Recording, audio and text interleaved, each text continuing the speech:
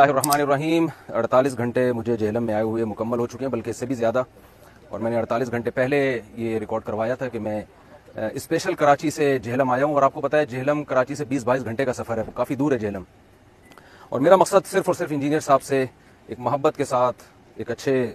ماحول میں بات چیت کرنا تھا۔ کتابوں کا پورا بورا لے کر آیا تھا میں، تاکہ ہم اتنے عرصے سے جو یوٹیوب پہ جو ایک بحث مباحثہ چل رہا ہے وہ ختم ہو، محبت سے آپس میں بات چیت ہو۔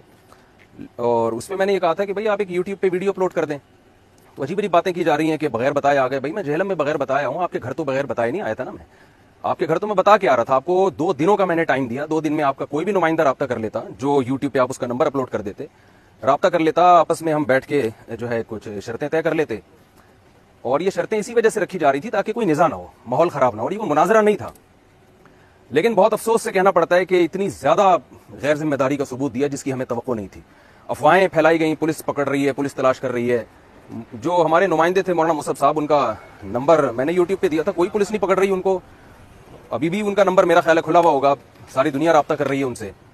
میں نے اپنے نمبر جو بند کیا اس کی وجہ تھی کہ سینکڑوں کالیں میرے پاس آنا شروع ہو گئی تھی، تو ان کا نمبر دینے کا مقصد یہ تھا کہ تاکہ مجھ سے لوگ براہ راست رابطہ نہ کریں۔ 2 منٹ لگنے تھے انجینئر صاحب کو ایک یوٹیوب پہ ایک اچھا سا محبت بھرا پیغام اپلوڈ کر دیتے، ٹھیک ہے جی موسٹ ویلکم مفتی صاحب، آپ تشریف لائیے، ہم تیار ہیں آپ سے بات کرنے کے لیے، اور نمائندہ کا نمبر دیا، ہم ٹھیک ہے ہم ان سے رابطہ کر رہے ہیں اور ٹائم اور وقت طے کر لیں گے۔ اور ہم نے آپ کو یہ تو نہیں کہا تھا کہ کل ہی آپ بات چیت شروع کر دیں، آپ کے پاس ٹائم تھا، آپ 1 ہفتے کے بعد بات کر لیتے، آپ اتوار کو رکھ لیتے، لیکن جو ہوا دنیا کے سامنے آپ کا تکبر اللہ نے خاک میں ملا دیا ہے، اور یہ اللہ کی عادت ہے۔ تو میں نہیں آپ کو زیادہ نصیحتیں کرنا چاہتا، بس میں آپ سے یہ کہوں گا کہ آپ کا جو اسٹائل ہے، دیکھیں غامدی صاحب بھی نیگیٹو چیزیں کرتے ہیں، اور غامدی صاحب بھی بہت سے دلائل غلط دیتے ہیں، لیکن باتیں ان کی غلط ہوتی ہیں، انداز غلط نہیں ہوتا، آپ کی باتیں بھی غلط ہوتی ہیں اور آپ کا اسٹائل بھی غلط ہوتا ہے، بہت ہی متکبرانہ اور فرعون والا آپ کا اسٹائل ہے، جو اللہ نے آج انشاءاللہ خاک میں ملا دیا ہے۔ تو اب آپ یہ دعوے کہ میں بابی اور میں علمی اور میں کتابی اور میں بابوں کو نہیں مانتا، اور یہ ہر وقت جو نیگیٹیوٹی آپ پھیلا رہے ہیں، میں امید کرتا ہوں شاید وہ آپ اب چھوڑ دیں۔ اور میں اب یہاں سے جا رہا ہوں، اور کسی نے بڑی ایک مزاحیہ سی پوسٹ میرے بارے میں چلائی تھی کہ انجینئر صاحب کو خطاب کر کے کہ انجینئر صاحب مفتی صاحب ایسا نہ ہو کہ 4تھی شادی جہلم میں کریں اور پھر بار بار مفتی صاحب کا آنا ہو۔ تو میں انجینئر صاحب کی تسلی کے لیے کہہ رہا ہوں کہ آپ نے بالکل بھی گھبرانا نہیں ہے، میں اب دوبارہ اگر جہلم آؤں گا تو آپ بالکل اس